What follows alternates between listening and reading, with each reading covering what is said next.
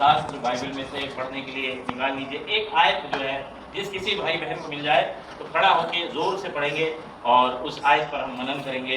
मेरे प्रियो, हम निकालेंगे नए नियम में से मती रचित सुसमाचार, मती रचित सुसमाचार उसका 5 अध्याय और उसकी 16 आयत अगर किसी को मिल जाए तो मेहरबानी से हमारे लिए पढ़ दीजिए। क्या लिखा है? इसी प्रकार तुम्हारा उजाला, इसी प्रकार तुम्हारा उजियाला मनुष्यों के समान चमके, मनुष्य के सामने चमके, कि वे तुम्हारे भले कामों को देखकर तुम्हारे पिता की जो स्वर्ग में है बढ़ाई करें। Thank you sister, God bless you. खुदा को बहुत आशीष दे, बहुत बरकत दे। और मेरे प्रियो, कलाम क्या कह रहा है, वचन क्या कह रहा है मती रचित सुसमाचार के अंदर? इसी प्रकार तुम्हारा उजियाला मनुष्यों के सामने चमके, कि वे तुम्हारे भले कामों को देखकर तुम्हारे पिता की जो स्वर्ग में है बढ़ाई करे। आइए हम दुआ करेंगे। हमारे जीवित अनुग्रहकारी दयालु प्रेमी पिता, धन्यवाद देते हैं प्रभु जीवन की सब सुंदर आशीष बरकतों के लिए, आज के सुंदर दिन के लिए, सुंदर अवसर के लिए। आपके भवन में बैठकर प्रभु आपके पवित्र वचन पर मनन और चिंतन करते हैं। हाँ खुदावंद, दुआ मांगते हैं प्रभु, आपके लहू का बाड़ा प्रभु इस भवन के चारों तरफ। हाँ प्रभु परमेश्वर, अपने मन, अपने सोच, अपने विचार, अपने ध्यान के चारों तरफ प्रभु मांगते हैं और दुआ करते हैं खुदावंद कि प्रभु ऐसी समझ और बुद्धि और ज्ञान दिए कि खुदावंद आज का कलाम हमारे लिए बड़ी आशीष और बरकतों का बायस बन जाए। और सचमुच खुदावंद, हम ना सिर्फ वचन को सुनने वाले परंतु प्रभु सीख कर उस पर चलने वाले और उसके द्वारा आशीष और बरकत पाने वाले लोग बन जाए। सारा आदर, महिमा, जलाल, इज्जत आपको देते हुए प्रार्थना हमारे जीवित उद्धार करता प्रभु यीशु मसीह के वसीले से मांगते हैं, आमीन, आमीन, आमीन। मेरे प्रियो, एक बार की बात है, एक गांव में एक बहुत गरीब पिता था और उस गरीब पिता के जीवन की सबसे बड़ी विडंबना ये थी कि उसकी गरीबी का आलम ये था कि बहुत मुश्किल से उसका गुजारा चलता था। कभी काम मिला, कभी काम नहीं मिला। अब तो बेरोजगारी, महीनों कोई काम नहीं और घर का पालन पोषण करना बड़ा मुश्किल था। एक बेटा उसके पास था जिसे वो बहुत प्रेम करता था और नेचुरल सी बात है कि बेटा भी अपने पिता से बहुत प्रेम करता होगा। मेरे प्रियो, अपनी गरीबी में, अपनी तंगहाली में, अपनी मुसीबत में जो कुछ भी उससे बन पड़ता था अपने परिवार के लिए, अपनी पत्नी के लिए, अपने बेटे के लिए वो करता था। और एक बार की बात है कि उनके गांव में एक नुमाइश आई और नुमाइश शायद आप लोग जानते होंगे किसे कहते हैं, एक मेला टाइप होता है और उसमें दुकानें सस्ती हैं, उसमें खेल खिलौने बिकते हैं, उसमें खाना पीना होता है, झूले होते हैं और पूरा गांव जाकर जो है आसपास के जितने भी गांव कस्बे होते हैं उसमें घूमते फिरते हैं, आनंद करते, खुशी मनाते हैं। इस बार कई दिनों से उस पिता को कोई मजदूरी नहीं मिली थी और वो पिता बड़ा चिंतित और परेशान था।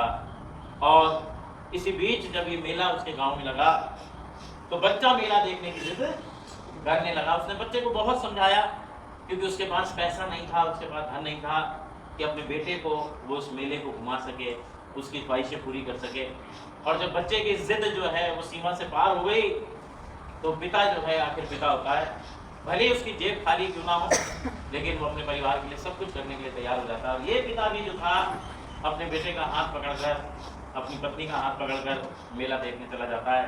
पति और पत्नी एक दूसरे की तरफ निहारते हैं मेला जाने से पहले कि हमारे तो पास कुछ भी नहीं है, हमारी तो जेबें खाली हैं, हम क्या मुंह लेकर मेला देखने जाएं, हम किस उद्देश्य से मेला देखने जाएं, हम किस आनंद और खुशी से मेला देखने जाएं और हम अपने बच्चे के लिए क्या करें उस मेले में जाने के लिए। लेकिन मेरे प्रियो, ये बात एक माता और एक पिता जो गरीबी से, बेरोजगारी से, तंगहाली से जूझ रहे थे, ये अपने बच्चे को कैसे उस नन्हे बालक को समझाएं, ये असंभव काम था। और उस बच्चे का हाथ पकड़कर पिता जो है मुस्कुराता हुआ, चेहरे पे नकली हंसी रखता हुआ और बड़े आनंद के साथ अपने बच्चे को गोद में उठाता हुआ उस मेले में चला गया। और जब मेले में पहुंचा तो मेले में गुड़िया के बाल बिक रहे थे और बच्चा जिद करने लगा कि पापा, पिताजी मैं इसे खाना चाहता हूँ, लेकिन उसकी जेब में पैसा नहीं था। और पिता उसे बहला के फुसला के कि आगे खाएंगे, आगे की दुकान से लेंगे बेटा, वहाँ और अच्छा मिलता है, उस दुकान से उसे आगे बढ़ा लेता है। आगे चलता है तो उसे जो है आगे चलकर जो है और कुछ खाने पीने की चीज़ें दिखाई देती है और बच्चा जिद करने लगता है। लेकिन वो गरीब पिता कहाँ से उन चीज़ों को खरीदे और कैसे अपने बच्चे को खिलाए, वो कहने लगता बेटा और आगे चलते हैं और आगे इससे अच्छा मिलेगा और इससे मैं तुम्हें खिलाऊंगा, और वहां से भी वो आगे बढ़ जाता है। ऐसे करते करते 2 3 4 दुकान पार करते करते वो जब मेले में आगे चल रहे होते हैं, भीड़ में आगे चल रहे होते हैं, अचानक एक बहुत बड़ा झूला, जो एक चक्री वाला बड़ा झूला होता है जिसपे लोग घूमते हैं, ट्रॉली लगी होती है, वो झूला जो है बच्चा देख कर जो है लालायित हो जाता है, कहता है कि पिताजी मैं इस झूले में झूलना चाहता हूँ। मेरे जो पिता जो है उसको बहुत समझाता है, बच्चा किसी तरीके से हाथ छुड़ाकर झूले की तरफ भाग जाता है और उसे लगता है कि मैं शायद जाकर सीधा झूले में बैठ जाऊंगा। भीड़ में जो है उस बच्चे का हाथ अपने पिता से जो है छूट जाता है, पिता पीछे रह जाता है भीड़ में और बच्चा आगे निकल जाता है, और जब आगे निकल जाता है भीड़ में खो जाता है। उसका बाप, उसका पिता उसे कहीं दिखाई नहीं देता, उसका पिता और माता भी उसे ढूंढ रहे हैं, और दृश्य ये है कि उस भीड़ में वो बच्चा खो गया है और रो रहा है, चिल्ला रहा है, पापा पापा कर रहा है, और उसका पापा उसे कहीं दिखाई नहीं दे रहा है, उसका पापा जो है उसे कहीं जो है मिल नहीं रहा है। और लोग जब उस रोते हुए बच्चे को देखते हैं तो उसे चुप कराने के लिए, उसे ढांढस देने के लिए, उसे पकड़ने के लिए बच्चे उससे कहते हैं बेटा रुको, हम तुम्हें ये टॉफी दे रहे हैं, तुम लोगे? वो कहता है मुझे ये टॉफी नहीं चाहिए, मुझे मेरे पापा चाहिए। बेटा ये बुढ़िया के बाल तुम्हें हम देते हैं और तुम चुप हो जाओ, तुम इन्हें खा लो, और ये बहुत अच्छे हो। कहने लगा मुझे ये बुढ़िया के बाल भी नहीं चाहिए, मुझे तो सिर्फ मेरे पिता चाहिए। लोग कहते हैं ये मिठाई खा लो बेटा, तुम चुप हो जाओ किसी तरीके से, और वो बेटा कहता है मुझे मिठाई भी नहीं चाहिए, मुझे तो सिर्फ क्या चाहिए, अपने पापा चाहिए। देखिए जो बच्चा जिद कर रहा था कि पापा मुझे बुढ़िया के बाल खाने हैं, मुझे मिठाई खानी है, मुझे झूला झूलना है, सब कुछ उसे दिया जा रहा है, सब कुछ उसे ऑफर किया जा रहा है, सब कुछ उसे मिल रहा है, लेकिन मेरे प्रियो उसे उसका पिता नहीं मिल रहा है ना। और मेरे प्रियो ये कहानी किसी और बच्चे की नहीं है, ये कहानी मेरे और आपके जैसे बच्चों की है, क्योंकि इस दुनिया में मुझे और आपको सब कुछ मिल रहा है, सब कुछ मुझे और आपको हासिल हो रहा है। अच्छे से अच्छा खाना, अच्छे से अच्छा पहनना, अच्छे से अच्छा आनंद करना, घूमना फिरना, गाड़ी घर मकान, सोना जेवर रुपया पैसा, सब कुछ मुझे और आपको मिल रहा है। लेकिन वो स्वर्गीय पिता जो मुझे और आपको ढूंढ रहा है, वो मुझे और आपको मिल नहीं रहा है मेरे प्रियो। और मेरे प्रियो मैं फिर उस बात को दोहराना चाहता हूँ, और वो बात है सलीका ही नहीं शायद उन्हें महसूस करने का, सलीका ही नहीं शायद उन्हें महसूस करने का, जो कहते हैं खुदा है तो नजर आना जरूरी है। मेरे और आपके जीवन की ट्रेजेडी यही है, मेरे और आपके जीवन की विडंबना यही है कि मैंने और आपने उस खुदा को आज तक महसूस ही नहीं किया है, और जिस दिन मैं और आप उसे महसूस कर लेंगे उस दिन वो मुझे और आपको मिल जाएगा। और आज का कलाम भी फादर्स डे पे कह रहा है, क्या कह रहा है? मत्ती रचित सुसमाचार उसका 5 अध्याय और उसकी 16 आयत को हम सब मिलकर पढ़ेंगे, और कलाम बड़ी सुंदर बात कह रहा है, उसी प्रकार तुम्हारा उजियारा मनुष्य के सामने चमके, तुम्हारे भले कामों को देखकर तुम्हारे पिता की जो स्वर्ग में है। हालेलुया। मेरे प्रियो देखिए कलाम कह रहा है, वचन कह रहा है मेरे प्रियो, इस जीवन में मेरे प्रियो मैं और आप अपनी बहुत वाहवाही चाहते हैं, मैं और आप बहुत घमंड करते हैं, मैं और आप बहुत प्राइड करते हैं, मैं और आप बहुत अपनी बातों पर, अपने जीवन के अचीवमेंट्स पर, अपनी नौकरी पर, अपने पैसे पर, अपने ओहदे पर, अपने खानदान पर, अपने परिवार पर, अपने जीवन के तमाम सुख और साधनों पर, जो घर मकान गाड़ी रुपया पैसा सोना चांदी जेवर जवाहरात, उन सब बातों पर मेरे प्रियो हम घमंड करते हैं। लेकिन मेरे प्रियो क्या मेरे और आपके जीवन में ऐसी कोई बात है कि हमारा स्वर्गीय पिता हम पर घमंड कर सके? मेरे प्रियो शायद ऐसी कोई बात नहीं है। हम दुआ कर रहे थे, प्रार्थना कर रहे थे अहमदाबाद के उन लोगों के लिए जिनके जीवन में वो क्रैश एक बहुत बड़ी घटना को लेकर आया है ना, और उस घटना में एक माँ ने अपने बच्चे को खो दिया। आपने शायद सुना होगा, एक लेडी भागती हुई आ रही है, पीछे आग लगी हुई है, और वीडियो भी देखा होगा, आई डोंट नो वीडियो कितने लोगों ने देखा नहीं देखा। न्यूज़ में बताया गया एक माँ अपने बच्चे को लेकर सब्जी लेने जा रही थी उस टाइम पर जब ये क्रैश हुआ, और ये क्रैश जब हुआ तो एक हॉस्टल में लोग खाना खा रहे थे, बहुत से कार्यकर्ता उस हॉस्टल में खाना बना रहे थे, बहुत सी लेडीज वो अपने बच्चों को भी लेकर आई हुई थी। किसी बच्चे की उम्र 2 साल थी, किसी बच्चे की उम्र 3 साल थी, और जो बच्चे वहाँ खाना खा रहे थे डॉक्टर नर्सेज वो भी किसी के बच्चे थे। प्लेन में जो क्रू था, जो हवाई जहाज का एयरलाइंस का क्रू था, उसमें यंग जवान लड़कियां थी, एयर होस्टेस, जिन्होंने बहुत सपने देखे थे आकाश में उड़ने के, बड़ी बड़ी एयरलाइंस में काम करने के, अपने जीवन में बड़ी तरक्की उन्नति करने के पायलट्स थे उसके अंदर, जिन्होंने बहुत जो है जीवन की ऊंचाइयों को अपने जीवन में चाहा होगा।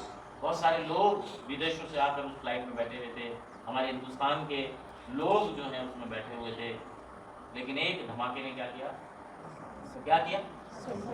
सब कुछ सेकंड्स के अंदर क्या कर दिया? सब कुछ जलकर राख हो गया, बर्बाद हो गया। और अभी तक लोगों की डेड बॉडी पहचान में नहीं आई। क्या नहीं आई है? फॉरेन कंट्री से लोग आए हैं अपना डीएनए देने के लिए, अपना सैंपल देने के लिए, ब्लड देने के लिए, कि वो आए हैं विदेशों से और उनका ब्लड दिया जाएगा। 3 दिन के बाद, 72 घंटे के बाद उनकी रिपोर्ट आएगी और फिर उन डेड बॉडीज का डीएनए चेक किया जाएगा। अगर वो मैच हो गया तो ये उनके परिवार की बॉडी होगी। और ये प्रोसेस चल रहा है और ये पता नहीं कितने दिन चलेगा, आई डोंट नो। देखिए कितना बड़ा हादसा है ना।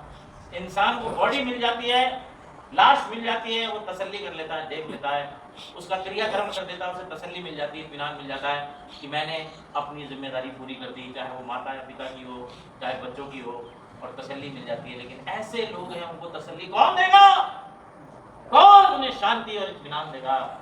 कौन उन बच्चों को जो चले गए अपने माँ बाप को छोड़कर, वो पिता जो चले गए अपनी औलादों को छोड़कर, वो माँ और बहनें जो चली गई अपने खानदानों को छोड़कर, कौन उन ऐसे रोते बिलखते लोगों को तसल्ली देगा? और मेरे प्रिय, कलाम कह रहा है, वचन कह रहा है, तुम्हारे भले कामों को देखकर क्या करे दुनिया, क्या करे तुम्हारे पिता की, क्या करे? भलाई करे, बड़ाई करे, तुम्हारे पिता की महिमा करे। और मेरे प्रिय, कलाम कह रहा है, प्रभु यीशु मसीह ने यूहन्ना रचित सुसमाचार में बड़ी सुंदर बात बोली। और क्या कहा? प्रभु यीशु मसीह ने कहा, मेरे प्रियो, मैं सच्ची दाखलता हूँ, मेरा पिता जो डाली मुझ में है और नहीं फलती उसे वो, और जो फलती है उसे वो छांटता है ताकि। और मेरे प्रिय, कलाम कह रहा है, वचन कह रहा है, प्रभु यीशु मसीह अपने पिता के लिए कह रहा है, मेरे पिता की महिमा इसी से होती है कि तुम बहुत सारा फल लेकर आओ। और मेरे प्रियो, मैं आपको बताना चाहता हूँ, खुदा का कलाम कह रहा है, वचन कह रहा है कि वो हमारा पिता है और जिसने हमें बनाया है। ही इज अ क्रिएटर गॉड, और उसने मुझे और आपको रचा है। इफिसियों की पत्री और उसका 2 अध्याय 10 आयत पढ़ दीजिए। क्या लिखा? पढ़ेंगे इफिसियों 2:10 पढ़ेंगे। क्या लिखा है? किसी को मिल जाए जल्दी से पढ़ देंगे। क्योंकि हम उसके बनाए हुए हैं और मसीह यीशु में उन भले कामों के लिए सच्चे गए हैं। क्योंकि हम उसके बनाए हुए हैं, he is our creator God, और मसीह यीशु में उन भले कामों के लिए सृजे गए हैं। मेरे प्रियो, देखिए, this is the purpose of our life, this is the aim of our life. और खुदा का कलाम कह रहा है कि मैं और आप ऐसे ही नहीं है इस दुनिया में, क्योंकि हमारे स्वर्गीय पिता ने एक मिशन देकर मुझे और आपको इस संसार में भेजा है। और वो मिशन कहाँ पर पाया जाता है? इफिसियों 2 अध्याय 10 आयत। क्या लिखा? पढ़िए। क्योंकि हम उसके बनाए हुए हैं। मेरे प्रियो, हम तो अपने स्वर्गीय पिता के बनाए हुए हैं। मेरे प्रियो, क्या कहता है यिर्मयाह नबी की पुस्तक में? माता के गर्भ में पड़ने से पहले ही मैंने तुझे चुन लिया है। मेरे प्रियो, हम तो पहले से ही, हम अपने दुनियावी माता पिता की बात यहाँ पे नहीं कर रहे हैं, लेकिन उस स्वर्गीय पिता की बात कर रहे हैं जिसने मुझे और आपको दुनियावी माता पिता के जरिए इस संसार में भेजा है। और अपने बेटे को भी उसने दुनियावी माता के जरिए, मरियम के जरिए इस संसार में भेजा, क्योंकि इस संसार में जन्म लेने का एक तरीका है, और वो तरीका है माता का गर्भ। और उसने मुझे और आपको ये दुनियावी माता और पिता के रूप में, एक बीज और एक भूमि के रूप में इस संसार में भेजा है। और बीज पिता है और भूमि माता का गर्भ है। क्या बीज अपने आप से पनप सकता? क्या बीज में इतनी सामर्थ है? आप कोई भी बीज ले लीजिए और उसे ले जाकर कहीं पर रख दीजिए, 1 साल, 2 साल, 3 साल, 4 साल, सपोज आपने उसे अपने स्लैब पे कहीं रख दिया, तो क्या 6 महीने बाद उस स्लैब में पेड़ निकल आए? नहीं निकलेगा। 10 साल, 20 साल, 50 साल भी रख देंगे तो बीज पनप, लेकिन उस बीज को जब तक उस भूमि में नहीं डाला जाएगा, उस गर्भ में नहीं डाला जाएगा, क्योंकि सामर्थ कहाँ छिपी हुई है? उस भूमि में छिपी हुई है, जो बीज को फलवंत करता है, उस गर्भ में छिपी हुई है, और परमेश्वर की सामर्थ वहां काम करती है। और मेरे प्रियो, हमारा जन्म होता है दुनियावी माँ बाप के द्वारा, लेकिन भेजने वाला कौन है? सामर्थ भेजने वाला कौन है? भूमि भी है और बीज भी है, लेकिन सामर्थ कहां से उतरती है? परमेश्वर की ओर से उतरती है। हालेलुया, हालेलुया, है ना। अगर ऐसा ना होता तो बीज और भूमि चाहे कितनी बार भी उस बीज को भूमि में डाला जाए, वो पनप नहीं सकता, क्योंकि जब तक सामर्थ परमेश्वर नहीं देगा वो फलवंत नहीं होगी। और मेरे प्रिय, कलाम कह रहा है परमेश्वर के द्वारा मेरे और आपके जीवन को उसने सामर्थी बनाया है, और इसलिए सामर्थी बनाया है ताकि मेरे और आपके भले कामों को देखकर, मेरे और आपके उस सामर्थ्य जीवन को देखकर, मेरे और आपके उस विश्वास के जीवन को देखकर, मेरे और आपके उस ईमान के जीवन को देखकर, मेरे और आपके समर्पण के जीवन को देखकर, मेरे और आपके धर्म और भक्ति, नम्रता और दीनता के जीवन को देखकर परमेश्वर मुझे और आपको फलवंत करे। आशीष दे। Hallelujah, hallelujah. इसलिए he is a creator God, not even he is a creator God, he is a protector God. Hallelujah.